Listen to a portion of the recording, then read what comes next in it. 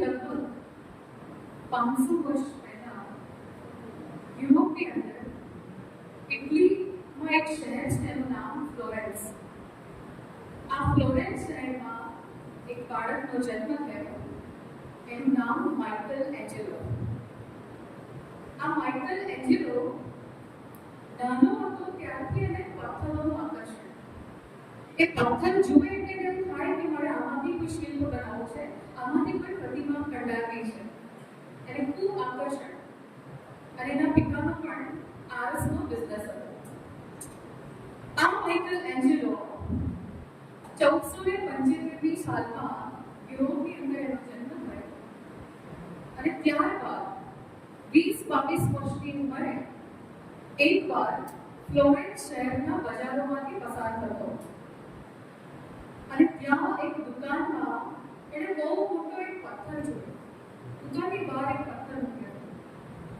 એટલે માઇકલ એન્જેલોને પથ્થર એટલો બધો ગમી ગયો. એણે જઈને દુકાનદારને પૂછ્યું, સાહેબ, પેલો બહાર પથ્થર છે ને એ મારે જોઈએ છે, એના કેટલા રૂપિયા હશે? એટલે સાહેબ કે, ભાઈ, એ પથ્થર મારા કોઈ કામનો નથી. એ સાવ નકામો પથ્થર છે. તું તારે મફતમાં લઈ જા. તું લઈ જા એટલે મારા દુકાનમાં એટલી જગ્યા થાય. એટલે માઇકલ એન્જેલો તો બહુ ખુશ થઈ ગયો. એ પથ્થર ઉપાડીને ઘરે લઈ ગયો. લગભગ 1 વર્ષ સુધી ચીની અને હથોડી લઈને એ પથ્થરમાંથી એણે એક શિલ્પ બનાવ્યું. અને એ જે શિલ્પ બનાવ્યું એ આજની તારીખમાં પણ ઇટલીના, તમે ત્યાં જાઓ તો વેટિકન સિટીમાં ચર્ચની અંદર એ શિલ્પ આજની તારીખમાં પણ તમે જોઈ શકો છો. એ શિલ્પનું નામ પિએટા. આ પિએટા શિલ્પ બનાવતા એને પૂરા 1 વર્ષ થયા અને આજની તારીખમાં એનું મૂલ્ય છે $300 મિલિયન. જે પથ્થર પેલા દુકાનદારને નકામો લાગતો હતો, જે પથ્થર પેલા દુકાનદારને બિલકુલ અણઘડ લાગતો હતો કે આનું કઈ કામ થઈ શકે, એવા પથ્થરને લઈને માઇકલ એન્જેલોએ વિશ્વવિખ્યાત, આખા વિશ્વની અંદર ટોપ 10માં આવનાર સ્ટેચ્યુનું નિર્માણ કર્યું. આપણે બધા શિક્ષકો છીએ. આપણી પાસે પણ આવનાર વિદ્યાર્થી એક અણઘડ પથ્થર જેવો હોય છે. એને ઘાટ ઘડીને એક સરસ મજાનું શિલ્પ બનાવીને આ સમાજમાં આપવાની જવાબદારી એક શિક્ષકની છે. સમાજ માટે જે નકામો પથ્થર ગણાય છે એમાં રહેલી એક આકૃતિ, એક મૂર્તિ, એક પ્રતિમા ઘડવાનું કામ એ શિક્ષકનું કામ છે. એના માટે શિક્ષકને શિલ્પકાર કહેવામાં આવે છે. A painter is a sculptor. માટે જ સમાજની અંદર શિક્ષકની ઘણી બધી વ્યાખ્યાઓ જોવા મળે.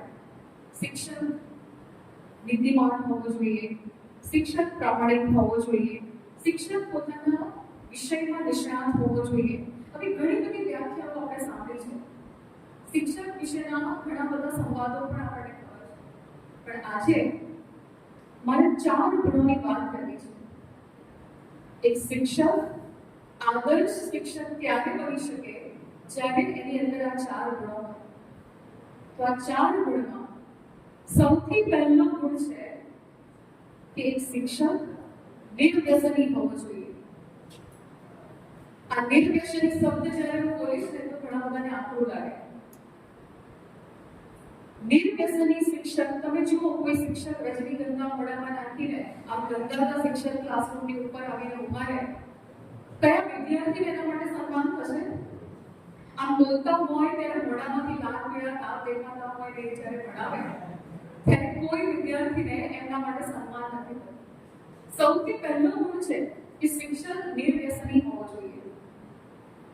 કારણ કે શ્રીમદ ભગવદ ગીતામાં કહ્યું છે, શ્રીમદ ભગવદ ગીતાના 3જા અધ્યાયના 21મા નંબરના શ્લોકમાં ભગવાન કૃષ્ણ કહી ગયા કે યદ્યદા જરતિ શ્રેષ્ઠ તત્તત દેવેતરો જના સંયત પ્રમાણમ કુર્તે લોકસ્તદાન વર્તતે.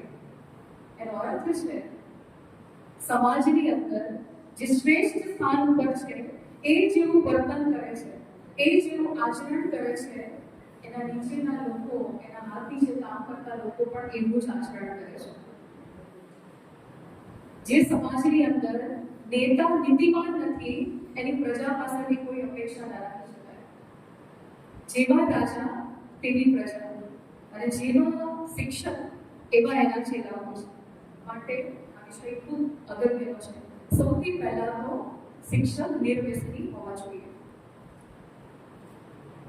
તમે આજથી લગભગ 15 વર્ષ પહેલાની વાત કરું તો 2010ની સાલ 24 ફેબ્રુઆરી 2010 આ દિવસે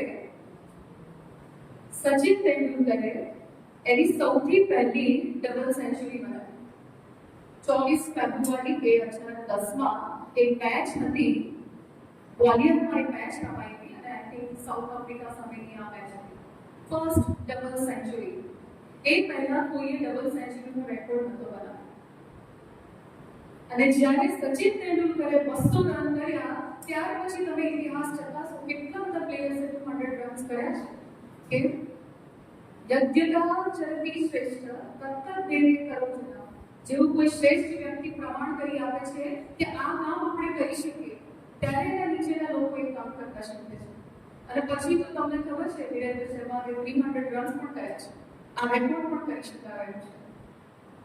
તો સૌથી પહેલો ગુણ છે તમે જેવું આચરણ કરો. આ વિદ્યાર્થીઓ પાછળ બેઠા છે, હું ગમે તેટલો ઉપદેશ એમને આપીશ એ ઉપદેશમાંથી નથી શીખતા, એ આચરણમાંથી અનુકરણ કરે છે. એ માત્ર એક જ ભાષા સમજે છે અને એ છે અનુકરણની ભાષા. એટલે આપણે એમને જેવા ઈચ્છીએ છીએ એવા સૌથી પહેલા આપણે કરવાની શરૂઆત કરવી પડશે. માટે સૌથી પહેલો ગુણ એ છે એક શિક્ષક નિર્વ્યસની હોવો જોઈએ. ગુરુ શિષ્યની પરંપરાની વાત કરો તો આપણે ત્યાં કેટલા બધા રાજાઓ થઈ ગયા. અનેક રાજાઓના ઇતિહાસ આપણે જોયા છે.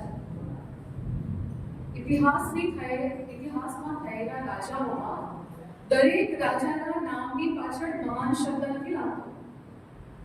આ મહાન શબ્દ લાગે છે માત્ર 3 રાજાઓની સાથે.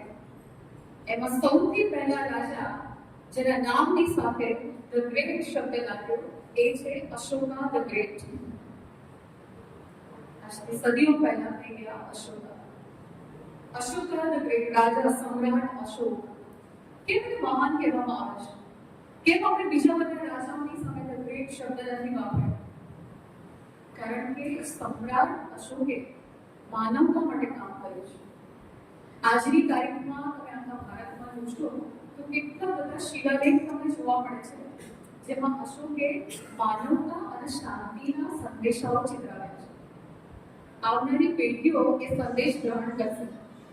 માટે એમણે અશોકના શિલાલેખ તમને અહીંયા ગુજરાતની અંદર જૂનાગઢમાં પણ અશોક સ્તંભ પણ જોવા મળશે. તો આ પ્રતીક છે રાજા અશોક. અશોકના પિતા એમનું નામ બિંદુસાર, રાજા બિંદુસાર. અને એમના પિતા એટલે ચંદ્રગુપ્ત મૌર્ય. કોણ હતા ચંદ્રગુપ્ત મૌર્ય? તમે હિસ્ટ્રી વાંચો તો ખબર પડશે ચંદ્રગુપ્ત એટલે એકદમ સામાન્ય બાળક જેનું કોઈ બેકગ્રાઉન્ડ નથી. એ કોઈ રાજવી પરંપરામાંથી નથી આવ્યા. સાવ સામાન્ય બાળકને જ્યારે એક ગુરુ પોતાના શરણમાં લે છે ત્યારે સામાન્ય ચંદુ નામના બાળકને ચંદ્રગુપ્ત મૌર્ય બનાવે છે. આ શિક્ષકનું કામ છે. આ શિક્ષક કરી શકે છે. અને ચંદ્રગુપ્ત મૌર્યના શાસનમાં તમે જુઓ તો આપણો દેશ અફઘાનિસ્તાનથી લઈને કન્યાકુમારી સુધીનો વિશાળ દેશ. આજે જે આપણે ભારત દેશ જોઈએ છે એ તો 7 ટુકડાઓમાં તૂટીને પછી બચેલું ભારત છે. આપણા દેશમાંથી મ્યાનમાર છૂટું પડ્યું, આપણા દેશમાંથી શ્રીલંકા છૂટું પડ્યું, આપણા દેશમાંથી ભૂટાન છૂટું પડ્યું, આપણા દેશમાંથી નેપાળ છૂટું પડ્યું, આપણા દેશમાંથી બાંગ્લાદેશ અને પાકિસ્તાન. આવા 7 દેશો છૂટા પડ્યા અને અત્યારે જે આપણી પાસે છે એ એક નાનકડું ભારત દેશ છે. ચંદ્રગુપ્ત મૌર્યના સમયમાં વિશાળ સામ્રાજ્ય ધીરે ધીરે સંકોચાતું ગયું. કારણ કે ગુરુનો માથા પર હાથ ન રહ્યો. ચંદ્રગુપ્ત બિંદુસાર વખતે પણ હતા. બિંદુસારના જન્મની કથા તમને કહું તો ચાણક્યને એના શિષ્ય ચંદ્રગુપ્તને બહુ નાની ઉંમરથી ઝેર આપવાની શરૂઆત કરી. બહુ નાની ઉંમરથી એમના ભોજનમાં થોડું થોડું ચાણક્ય ઝેર આપતા. કેમ? કારણ કે એ રાજા હતા અને રાજાને હંમેશા દુશ્મનોનો ભય લાગે છે. ગમે ત્યારે કોઈ પણ રાજા એના પર આક્રમણ કરી શકે, એના ભોજનમાં ઝેર ફેરવીને એને મારી શકે. માટે ચંદ્રગુપ્ત દરરોજ એને ભોજનમાં ઝેર આપે અને ધીરે ધીરે એની માત્રા એટલી વધારી કે ગમે તેવું ઝેર ચંદ્રગુપ્ત પચાવી શકતા. એકવાર ચંદ્રગુપ્તના પત્ની ગર્ભવતી હતા, છેલ્લા મહિનાઓ હતા અને તેમને કંઈ ખ્યાલ ન રહ્યો. તેમણે ચંદ્રગુપ્તનું ભોજન કરી લીધું અને જ્યારે ચાણક્યને ખબર પડી કે એની પત્નીએ ચંદ્રગુપ્તનું ભોજન કર્યું છે, એ દોડીને આવ્યા. જોયું તો પત્ની લગભગ મરણ અવસ્થામાં છે. એ જ સેકન્ડે એમના પેટમાંથી એમણે બાળક કાઢી લીધું અને એ બાળક બન્યું બિંદુસાર. એનું નામ બિંદુસાર એટલા માટે પડ્યું કારણ કે ઝેરના ટીપા એના માથા સુધી પહોંચી ગયા. એના શરીર પર ઝેરના ટીપાના નિશાન હતા, માટે એનું નામ બિંદુસાર એવું પડ્યું. અને બિંદુસારને પણ ગાઈડ કર્યા છે ચાણક્ય. અને ચાણક્ય પછી તો મૃત્યુ પામ્યા અને પછી ત્યાં સમ્રાટ અશોક. આપણે બધા જ જાણીએ છીએ કલિંગના યુદ્ધમાં લાખો લોકોનો સંહાર થયો. આખી કલિંગની ધરતી લોહીથી રંગાઈ આ અશોક રાજાએ. અને ત્યારે એમના દિલમાં થયું કે અતિશય ક્રૂર થઈ ગયો છું. આટલા બધા લોકોના મેં ખૂન કર્યા. હૃદય પરિવર્તન થયું અને પછી સમ્રાટ અશોકના જીવનમાં એક ગુરુનું આરંભ થાય છે. એનું નામ બોધિસત્વ. એક બુદ્ધ ગુરુ એમના જીવનમાં આવે છે. બુદ્ધમ શરણમ ગચ્છામિ, ધમ્મમ શરણમ ગચ્છામિ, સંઘમ શરણમ ગચ્છામિ. આ શીખવાડીને એક ગુરુએ સમ્રાટ અશોકનું પરિવર્તન કર્યું. માટે અશોકને ધ ગ્રેટ કહેવામાં આવે છે. પછી તો આખા સમાજ માટે અનેક કાર્ય સમ્રાટ અશોકે કર્યા. આ પહેલા the great, Ashoka the great. બીજા મહાન રાજા થયા એ મેસિડોનિયાના એલેક્ઝાન્ડર ધ ગ્રેટ. એલેક્ઝાન્ડરનું તમે નામ સાંભળો તો તમને તલવાર યાદ આવે. વિશ્વ વિજેતા એલેક્ઝાન્ડર ધ ગ્રેટ. એના હાથમાં તલવાર. કોઈ દેશને એવો નથી કે જેને એલેક્ઝાન્ડર જીતી નથી શક્યો. કેમ બન્યા મહાન? કેમ એલેક્ઝાન્ડરની નામની પાછળ પણ આપણે ધ ગ્રેટ શબ્દ વાપરીએ છીએ? એનું કારણ છે એલેક્ઝાન્ડર કહે છે કે મારું ઘડતર એક શિક્ષકે કર્યું છે, એક ગુરુએ કર્યું છે. અને ગુરુનું નામ એરિસ્ટોટલ. આ એરિસ્ટોટલે મને એથિક્સ અને પોલિટિક્સ શીખવાડ્યું છે. કેવી રીતે રાજ્ય કરવું અને કેવી રીતે જીવન જીવવું એના સંસ્કાર મારા ગુરુએ મારી અંદર નાખ્યા છે. આ એરિસ્ટોટલના ગુરુ હતા પ્લેટો. અને પ્લેટોના ગુરુ હતા પ્રખ્યાત સોક્રેટિસ. આપણે બધા ભારતની અંદર જે સુકરાતના નામે ઓળખીએ છીએ, સોક્રેટિસ ગુરુ. આવ્યા ગુરુની પરંપરામાં જે વિદ્યાર્થીનું ઘડતર થયું હોય એ મહાન સમ્રાટ કેમ ન બની શકે? માટે એલેક્ઝાન્ડરને એલેક્ઝાન્ડર ધ ગ્રેટ કહેવામાં આવે છે. અને ત્રીજા મહાન રાજા બન્યા અકબર. અકબર ધ ગ્રેટ આવી રીતનું નામ બોલવામાં આવે છે. કેમ અકબરને ગ્રેટ કહેવામાં આવે છે? કારણ કે એમની પાસે પણ એક ગુરુ હતા. તમને ખબર છે અકબર ત્યાં આગ્રામાં હતા અને આગ્રાથી લગભગ 20-25 કિલોમીટર દૂર તમે જાઓ તો ફતેહપુર સિકરી છે. અને ફતેહપુર સિકરીમાં એક આજની તારીખમાં પણ તમને દરગાહ જોવા મળે.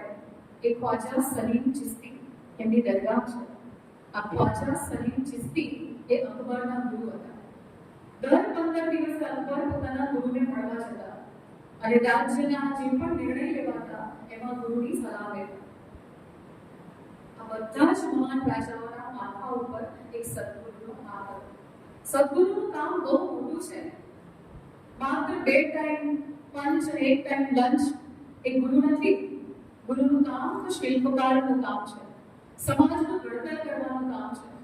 માટે સૌથી પહેલો ગુણ યાદ રાખજો, એક શિક્ષક નિર્વ્યસની હોવો જોઈએ. આજકાલના શિક્ષકોને જોઈને તો વિદ્યાર્થીઓ રસ્તો બદલી કાઢતા હોય છે. પાછળ ઘણા બધા વિદ્યાર્થીઓ બેઠા છે. હમણાં એક સ્ટુડન્ટ ક્લાસ બંક કરીને તળાવની પાળે બેઠો. એટલે તળાવની પાળે બેસીને અંદર પથ્થર નાખે. એ પથ્થર નાખતો તો એટલા માટે જોયું કે કોઈ ધડામ કરીને તળાવની અંદર પડે. એટલે આ વિદ્યાર્થીને તરતા આવડતું હતું, તરવામાં બહુ માસ્ટર હતો. એ પણ તળાવમાં પડ્યો અને ખેંચીને પેલા માણસને કિનારે લઈ આવ્યો. એના શરીરમાંથી બધું પાણી કાઢ્યું અને ધ્યાનથી એમને જોયું ને તો એમના શિક્ષક હતા. એટલે પેલા વિદ્યાર્થીએ એ થોડા બરાબર થઈ ગયા, સાજા થઈ ગયા, પછી ત્યાંથી એ ચાલવા લાગ્યા. એટલે પેલા શિક્ષકે ઉભા ક્યાં જાય છે? ઉભા સાહેબ, હું જાઉં છું. દાદા ઉભા તે મારો જીવ બચાવ્યો છે. અરે તે તું મને જો મરતા બચાવ્યો છે. બોલ તારે શું જોઈએ છે? તું જે કઈ છે તને આપવા માટે તૈયાર છે. એટલે પેલા છોકરો સ્ટુડન્ટ એવું કે આ સાહેબ મારે કશું નથી જોઈતું. તમે બચી ગયા મારા માટે એટલું પૂરતું છે, મારે કંઈ નથી જોઈતું. એટલે પેલા સાહેબ કે તારે કંઈક તો લેવું જ પડશે. આજે તું ના હોત તો મારા નામ આવી ગયા હોત. બોલ તારે શું જોઈએ? તું જે કહીશ તે આપીશ. એટલે પેલો વિદ્યાર્થી બે હાથ જોડીને કહે છે, સાહેબ એક વચન આપો. એક સાહેબ પછી બોલ કેવું વચન બોલે? સાહેબ એવું વચન આપો કે ક્લાસમાં જઈને તમે એવું ના કહેતા કે તમને મેં બચાવ્યો છું. તો પેલા બધા ભેગા થઈને મને તો વાળી દેશે તળાવની અંદર. આ શિક્ષણની લોકપ્રિયતા છે અત્યારે. શિક્ષણનો સૌથી પહેલો ગુણ શિક્ષણ નિર્વ્યસની હોવો જોઈએ. બીજા ગુણની વાત કરીએ તો શિક્ષણની અંદર સમાનતા હોવી જોઈએ, અવેરનેસ હોવી જોઈએ. એક શિક્ષક ખૂબ સમાન હોવો જોઈએ.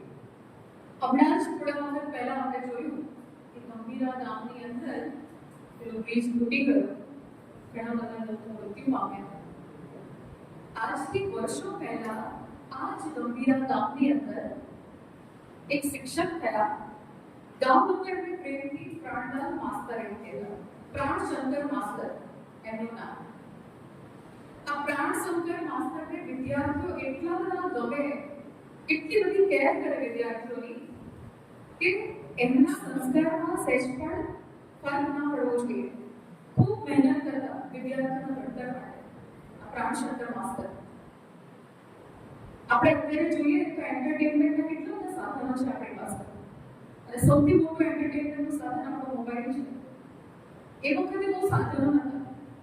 એ વખતે ગામડામાં વેકેશનની અંદર ભવાઈના ખેલ આવતા, ભવાઈના નાટકો ભજવાય, ખેલ આવે. એકવાર આ પ્રાણશંકર માસ્તર પણ ભવાઈ જોવા ગયા. સામે કેટલા બધા વિદ્યાર્થીઓ બેઠા હતા અને સ્ટેજ ઉપર પેલા ભવાઈના કલાકારો વિભત્સ શબ્દો બોલે, દ્વિઅર્થી ડાયલોગ્સ બોલે. પ્રાણશંકર માસ્તર આ સાંભળીને હેત થઈ ગયા. અરે અમારા વિદ્યાર્થીઓ અહીંયા બેઠા છે, આ બધા સાંભળે છે, શું બોલે છે?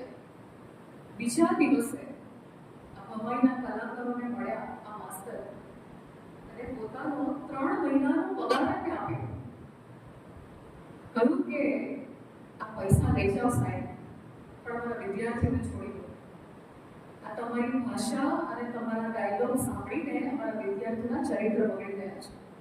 અમારા વિદ્યાર્થીઓના ચરિત્રના ભોગે મારે કંઈ ના જોઈએ. 3 મહિનાનો પગાર આ પ્રાણશંકર માસ્તરને મેં આપી દીધો.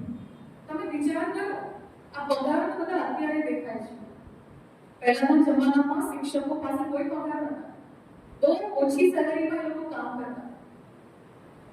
હમણાં ગવર્મેન્ટે એના સ્કેલ વધાર્યા છે અને એવી પરિસ્થિતિમાં જ્યાં ઘરમાં એક જ વ્યક્તિ કમાય છે, આખો પરિવાર એના ઉપર ગુજરાન ચાલે છે, અને એ વ્યક્તિએ માત્ર ને માત્ર વિદ્યાર્થીઓના ઉત્કર્ષ માટે પોતાના 3 મહિનાનો પગાર એ ભવાઈવાળાને આપી દીધા અને ગામથી રવાના કર્યા.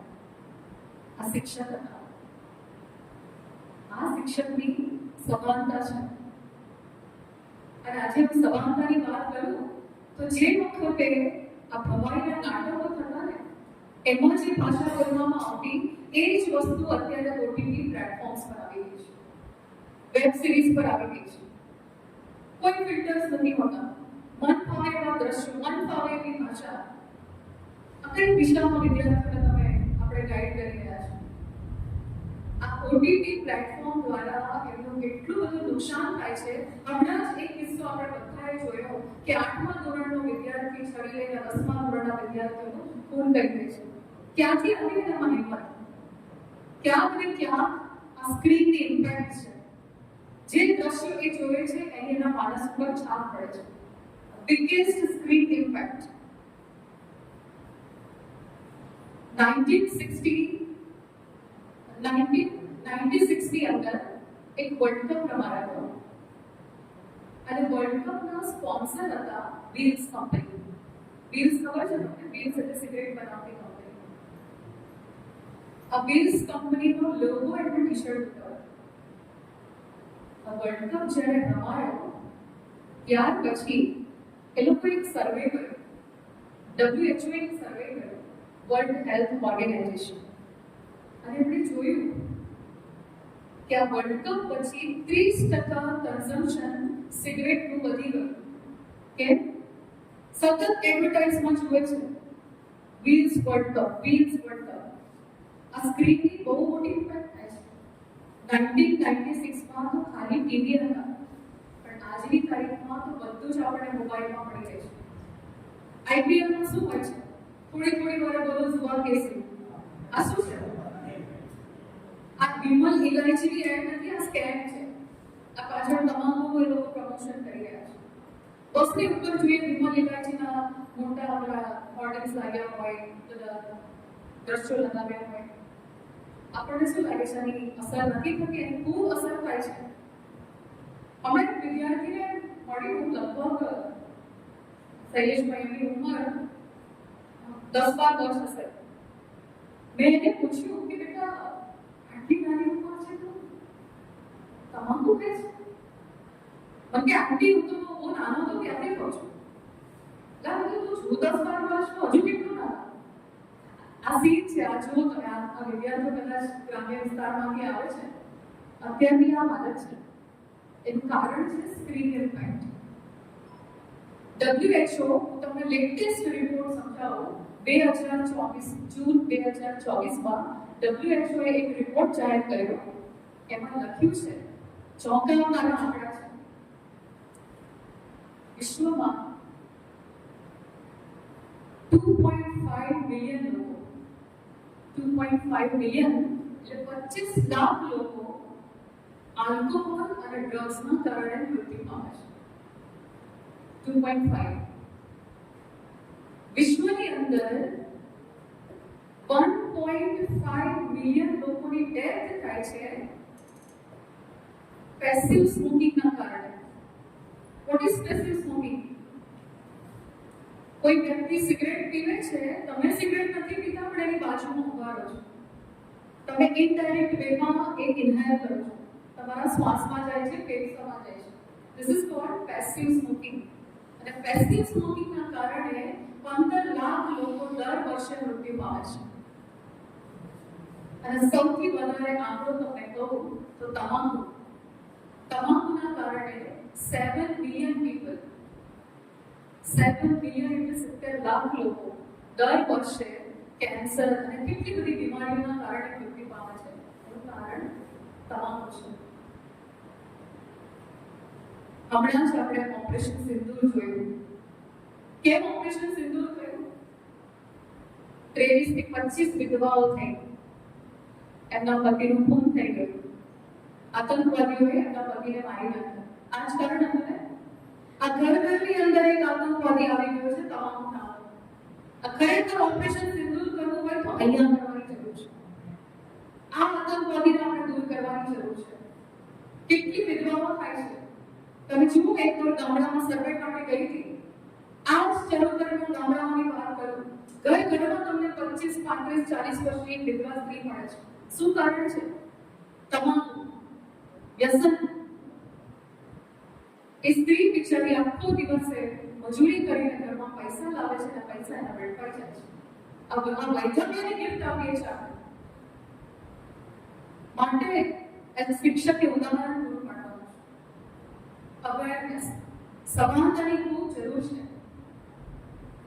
ત્રીજો મુદ્દો, ત્રીજો ગુણ એક આદર્શ શિક્ષકમાં હોવો જોઈએ એ છે શિક્ષણની અંદર વિઝન હોવું જોઈએ. વિઝન એટલે દૂરંદેશિતા. એક વિદ્યાર્થી તમારી પાસે 2025માં આવ્યો છે, 2030 સુધીમાં એનું ભવિષ્ય શું હશે? એક આદર્શ શિક્ષક એક વિઝનરી શિક્ષક હોય છે. એને ખબર પડે છે કે આ વિદ્યાર્થી ક્યાંથી ક્યાં લઈ જઈ શકીએ આપણે. અહીંયા સ્વામી વિવેકાનંદનો ફોટો છે, રામકૃષ્ણ પરમહંસજીનો ફોટો છે. આદર્શો છે આપણી સામે. આજથી ઘણા વર્ષો પહેલા લંડનની અંદર એક સ્ત્રી ભારતથી આવેલા એક સંન્યાસીનું પ્રવચન સાંભળવા જતી હતી. એણે એની બહેનપણીને કહ્યું, એ આયરિશ હતી, ફ્રોમ આયર્લેન્ડ. એની આયરિશ બહેનપણીને કહ્યું કે તું આવીશ મારી સાથે? ભારતથી એક સંન્યાસી આવે છે, બહુ સરસ પ્રવચન આપે છે, સાંભળવા જેવું છે. એટલે તેની બહેનપણી કે સારું ચલો વાંધો નહીં. આયરિશ મહિલા સંન્યાસીનું પ્રવચન સાંભળવા માટે આવી. એ જ્યારે રૂમમાં પ્રવેશ કર્યો, સામે પદ્માસનમાં એક નર કેસરી બેઠા હતા. માથા ઉપર ભગવા રંગનો સાફો, શરીર પર ભગવા રંગના વસ્ત્રો ધારણ કર્યા છે, ચહેરા પર બ્રહ્મ તેજ છે, આંખોમાં વૈરાગ્યનો તેજ છે. અને બોલે ત્યારે જાણે શંખનાદ કરતા હોય એવા સંન્યાસી બેસીને જ્યારે પ્રવચન કરતા હતા, ત્યારે આયરિશ મહિલા એટલી પ્રભાવિત થઈ એમનાથી. દરરોજ એમના પ્રવચન સાંભળવા આવે. પ્રવચન પતે એટલે એમને પ્રશ્ન પૂછે. અને પ્રશ્ન પૂછતા પૂછતા એક વાર એ મહિલાએ સંન્યાસીને પૂછ્યું, સ્વામીજી, શું તમે મને તમારી શિષ્ય તરીકે સ્વીકાર કરશો? સ્વામીજી એની અંદર રહેલા ગુણોને ઓળખી લીધા. કારણ કે સ્વામીજી એટલે આપણા Swami Vivekananda. He was a visionary. અને એ જે સ્ત્રી હતી, આયરિશ મહિલા, એનું નામ મિસ માર્ગરેટ નોબલ. આ મિસ માર્ગરેટ નોબલે કહ્યું કે હું ખ્રિસ્તી પરિવારમાં મોટી થઈ છું. મારી અંદર ખ્રિસ્તી ધર્મના ગુણો છે. મારા માતા પિતા બહુ ધાર્મિક હતા. એમણે મારી અંદર સેવાના ગુણોનું સિંચન કર્યું છે. સ્વામીજી, મારે આ જીવન સમર્પિત કરવું છે, સમાજ માટે જીવવું છે. અને સ્વામીજી જ્યારે વિદેશ યાત્રા કરીને ભારતમાં આવ્યા, ત્યારે પોતાની સાથે આ જે સિસ્ટર છે મિસ માર્ગરેટ નોબલ, એમને પણ લેતા આવ્યા. અને ભારતમાં આવીને આખા ભારતીય સંસ્કૃતિનું એમને દર્શન કરાવ્યું. એમને કહ્યું કે જો તારે ભારતમાં રહેવું છે, ભારતમાં રહીને જો તારે સેવા કરવી હોય, તો ભારતની સંસ્કૃતિને તારે ઓળખવી પડશે, જાણવી પડશે. સિસ્ટર નિવેદિતાએ કલકત્તાની અંદર સ્કૂલો ખોલી, વિદ્યાર્થીઓ માટે ઘણું કામ કર્યું. પોતાનું જીવન આખું ભારત દેશ માટે વ્યવસાય કર્યું. સ્વામીજી એમને બ્રહ્મચર્યની દીક્ષા આપી અને પ્રેમથી એમનું નામ પાડ્યું સિસ્ટર નિવેદિતા. આ સિસ્ટર નિવેદિતા પોતાના એક પુસ્તકમાં એક બહુ સુંદર પ્રસંગ લખ્યો છે. સિસ્ટર લખે છે કે 2 જુલાઈ 1902 નો દિવસ, એ દિવસે હું મારા ગુરુને મળવા માટે ગઈ બેલુર મઠમાં, જ્યાં સ્વામી વિવેકાનંદનો રૂમ છે. ખૂબ બધી વાતો કરી મારા ગુરુદેવ સાથે, ઘણી બધી ચર્ચાઓ થઈ, પ્રશ્નોત્તરી થઈ. આ બધું થયું. છેલ્લે મારા ગુરુદેવે મને અને અમારા જેવા શિષ્યોને ભોજન કરાવ્યું અને અમારા હાથ પણ એમને જ ધોયા અને એમથી લૂછ્યા. સ્વામીજી જ્યારે અમારા હાથ પાણીથી ધોવડાવીને લૂછી રહ્યા હતા, ત્યારે મેં વિનંતી કરી કે સ્વામીજી તમારાથી આમ ના કરાય, તમે અમારા ગુરુ છો, આ સેવા તો અમારે કરવી પડે, અમે તમારા શિષ્ય છે. ત્યારે સ્વામીજીએ કહ્યું, સિસ્ટર, તમે તો ક્રિશ્ચન છો ને, ખ્રિસ્તી ધર્મમાંથી આવો છો ને, તમને ખબર છે જીસસે પણ પોતાના શિષ્યોના હાથ ધોયા, પગ ધોયા હતા. એટલે આ સાંભળીને સિસ્ટર નિવેદિતાએ કહ્યું કે સ્વામીજી, હા મને ખબર છે, પણ એ તો જીસસ ક્રાઇસ્ટના જ્યારે છેલ્લા દિવસો હતા ત્યારે અમે આવું કર્યું. સ્વામીજીએ કોઈ જવાબ ના આપ્યો. સિસ્ટર નિવેદિતા એ દિવસે સ્વામીજી સાથે વાત કરીને ઘરે ગઈ. 3 જુલાઈ પસાર થઈ અને 4 જુલાઈએ રાત્રે 9:30 વાગે સ્વામીજીએ મહાસમાધિ લીધી. સ્વામી વિવેકાનંદ એમનો પાર્થિવ દેહ છોડી દીધો. આ સમાચાર સિસ્ટર નિવેદિતાને બીજા દિવસે સવારે મળ્યા, સવારે 6:30. જેવી ખબર પડી કે સ્વામી વિવેકાનંદ હવે આપણી વચ્ચે નથી, સિસ્ટર નિવેદિતા ત્યાં જમીન પર ફસવાઈ ગઈ. એને આઘાત લાગ્યો કે હવે મારા ગુરુદેવ મારી સાથે નહીં હોય. એ દોડીને બેલુર મઠમાં આવી, જ્યાં સ્વામીજીનો રૂમ હતો. આવીને જોયું તો જમીન ઉપર પોતાના ગુરુદેવનો પાર્થિવ દેહ પડ્યો છે. ઉપર ભગવા રંગનું વસ્ત્ર ઓઢાડ્યું છે. દોડીને એ ગુરુના મસ્તક પાસે જઈને બેઠી અને હાથથી એના મસ્તકને પંખો નાખવા લાગી. સવારે 7:30 બપોરના 2 વાગ્યા સુધી સિસ્ટરે સતત સ્વામીજીને પંખો નાખ્યો છે, મારા ગુરુદેવ. અને 2 વાગે સ્વામીજીના પાર્થિવ દેહને અગ્નિ સંસ્કાર માટે લઈ જવામાં આવ્યો. એ વખતે સિસ્ટરે એક સ્વામીને વિનંતી કરી, એમના એક સાથી સંન્યાસી હતા, એનું નામ સ્વામી શારદાનંદ. એમને વિનંતી કરી, સ્વામીજી, મારા ગુરુદેવના આ કફનનો એક નાનો ટુકડો શું હું લઈ શકું? શું આટલો એક ટુકડો મને મળી શકે? હું આજીવન એને મારી યાદગીરી તરીકે રાખીશ. મારા ગુરુની આ છેલ્લી નિશાની છે. અને એ વખતે સ્વામી શારદાનંદે કહ્યું, ભલે તમે લઈ લો. પણ નિવેદિતાને એવું લાગ્યું કદાચ આ ભારતીય સંસ્કૃતિની મર્યાદા વિરુદ્ધ હશે, મારાથી સ્વામીજીના કફનનો ટુકડો ન લેવાય. એણે પોતાની ઈચ્છાને દબાવી. સ્વામીજીના મૃતદેહને ચિતા ઉપર મૂકવામાં આવ્યો. એના ઉપર ઘીનો અભિષેક થયો અને અગ્નિદાહ આપવામાં આવ્યો. સામે સિસ્ટર નિવેદિતા બેઠી બેઠી જુએ છે. પોતાના ગુરુદેવનું પાર્થિવ શરીર અગ્નિમાં ભડભડ પડી રહ્યું છે. મારા ગુરુદેવ હવે આજ પછી મારી સાથે ક્યારેય વાત નહીં કરે. મારા ગુરુદેવનો હાથ મારા માથા ઉપર નહીં હોય. મારા ગુરુદેવ હવે મને ક્યારેય માર્ગદર્શન નહીં આપી શકે. અત્યંત વેદના છે, પીડા છે પોતાના ગુરુથી દૂર થવાની. આંખોમાંથી આંસુ વહી રહ્યા છે. સામે બેઠી છે, ચિતા પડી ગઈ છે. એ નીચું જોઈને બેઠી હતી. એ વખતે અચાનક એને લાગ્યું કે જાણે પાછળથી કોઈએ મારો સ્પર્શ કર્યો. અને પાછળ પડીને જોયું તો એક 2 ઇંચ ભગવા રંગનો કફનનો ટુકડો અગ્નિમાંથી ઉડીને એની પાસે આવ્યો. એ ટુકડો એના હાથમાં લીધો અને ગુરુદેવને વંદન કર્યા. ગુરુદેવ, સદૈવે તો તમે મારી ખૂબ સેવા કરી, પણ મૃત્યુ પછી પણ મારી ઈચ્છા પૂરી કરતા ગયા. આ ગુરુ છે. આ પ્રસંગ સિસ્ટર નિવેદિતાએ પોતાના પુસ્તકમાં લખ્યો છે. I see my master. આ ગુરુ છે. આ ગુરુનું વિઝન છે. જ્યારે કોઈ વિદ્યાર્થી એની પાસે આવે છે તો આ વિદ્યાર્થીને કઈ કક્ષા સુધી પહોંચાડી શકું, એના જીવનમાં કેવી રીતે પરિવર્તન લાવી શકું, આ બધા ગુણો એક ગુરુ જોઈ શકે છે. આ વિઝન છે. આપણે જોઈએ છે સ્વામી વિવેકાનંદ એમના ગુરુ હતા રામકૃષ્ણ પરમહંસ.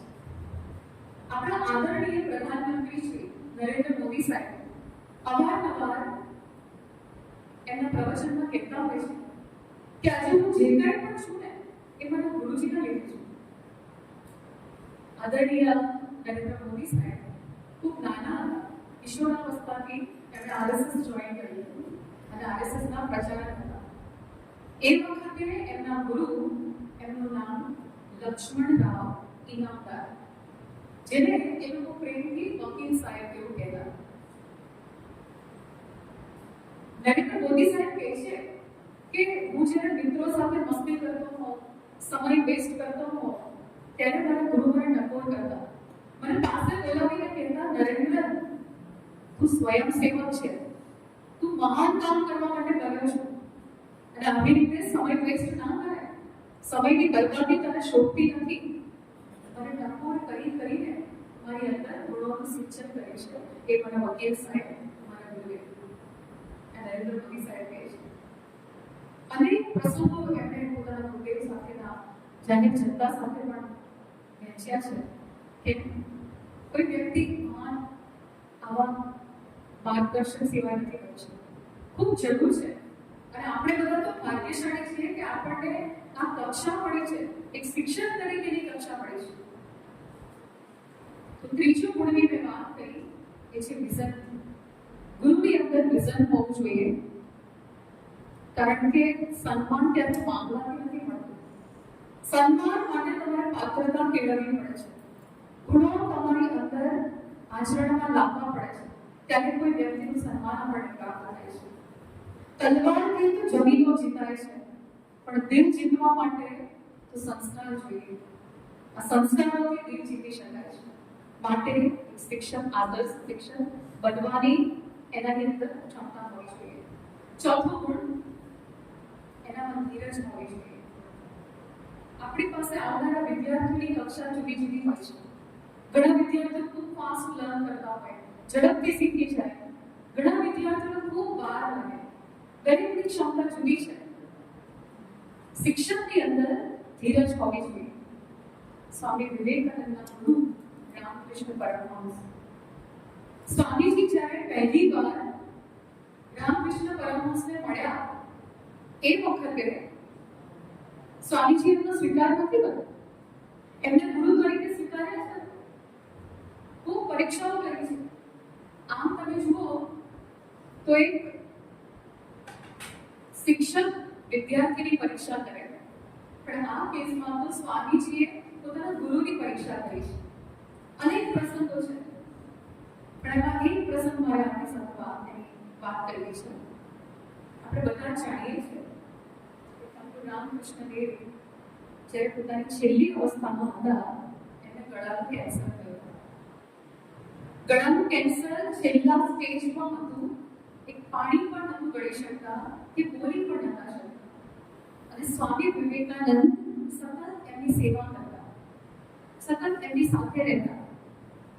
અને એ વખતે સ્વામી વિવેકાનંદને વિચાર આવ્યો કે શું આ વ્યક્તિ દિવ્ય છે? ખરેખર શું આ વ્યક્તિ મહાન છે? જેમને પોતાના ગુરુ પદ આપ્યું છે, શું ખરેખર એક ક્ષમતા ધરાવે છે?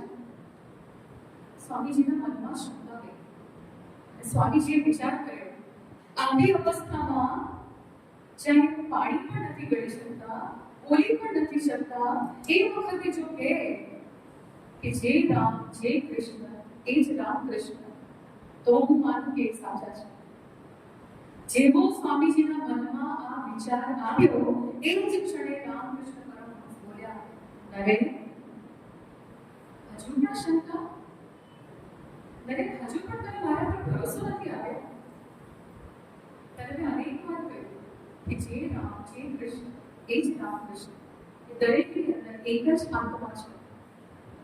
આવું જ્યાં ગુરુદેવ બોલ્યા ત્યાં સ્વામીજીને ખૂબ પસ્તાવો થયો. ગુરુદેવ માફ કરજો, ભૂલ થઈ ગઈ, આપને મેં ખૂબ તકલીફ આપી. આ ઘટના પછી રામકૃષ્ણ દેવ કહે છે કે આ વિવેકાનંદ, સ્વામી વિવેકાનંદ બનનાર આ નરેન્દ્રનાથ દત્ત એ કોઈ સામાન્ય બાળક નથી.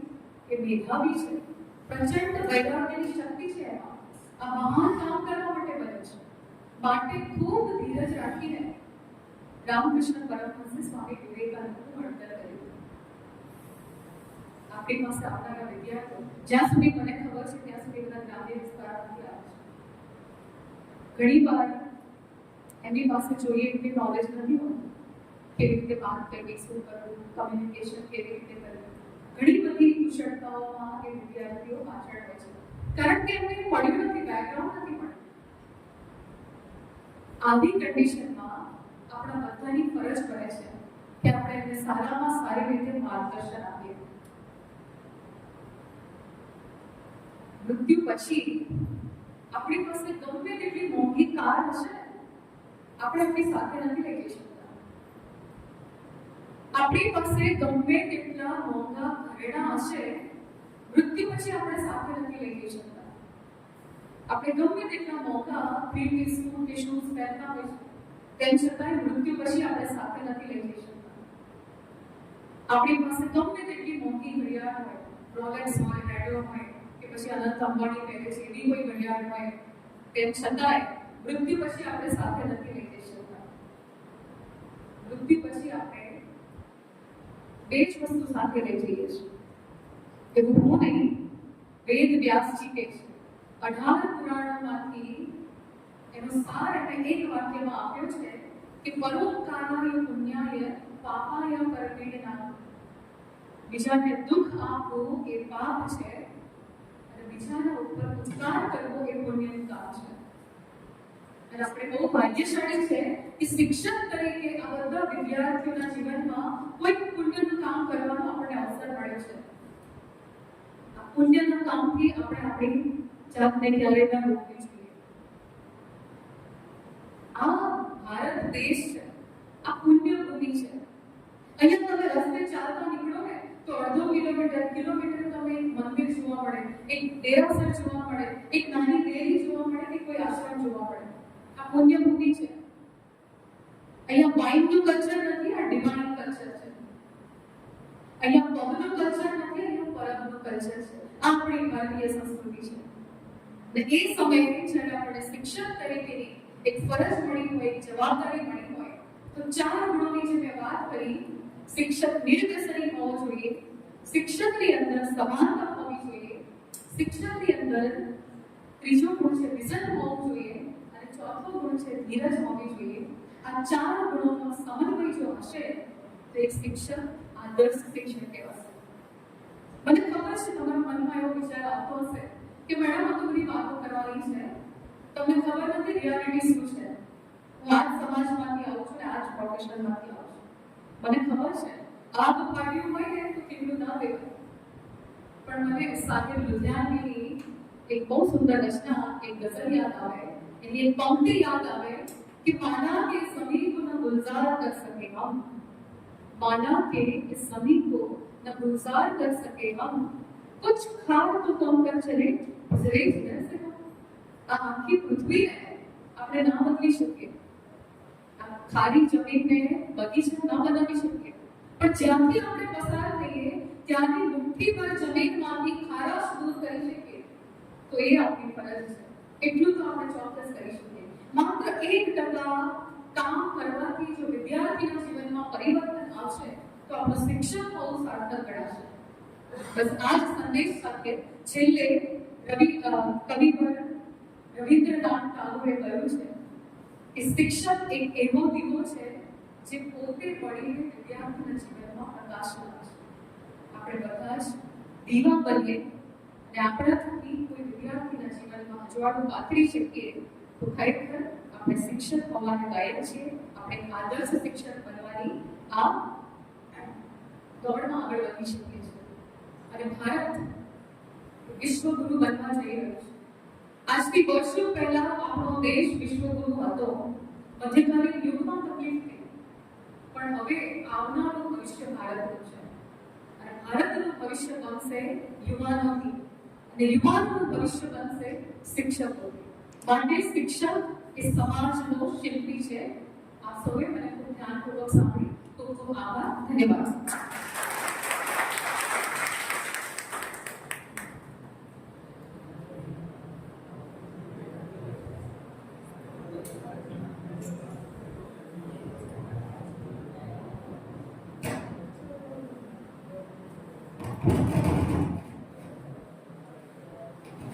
નમસ્કાર. આપણે